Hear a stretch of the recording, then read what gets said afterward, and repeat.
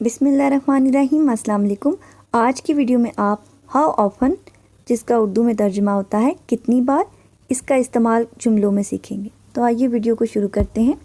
इसका इस्तेमाल हम जुमले में इस सूरत में करते हैं जब हमें किसी से पूछना होता है कि वो कोई काम कितनी बार करता है। जैसे मिसाल नंबर 1 में है, तुम कितनी बार वर्जिश करते हो। How often do you exercise. How often do you exercise. How often do you exercise. अगली मिसाल देखिए, तुम कितनी बार अपना पासवर्ड तब्दील करते हो। How often you change your password.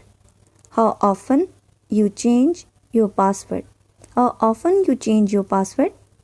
अगली मिसाल देखिए, तुम दादी के घर कितनी बार जाते हो। How often you visit grandma's home. How often do you visit grandma's home.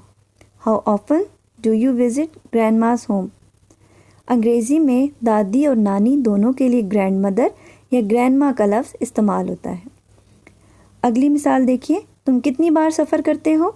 How often do you travel. How often do you travel. How often do you travel.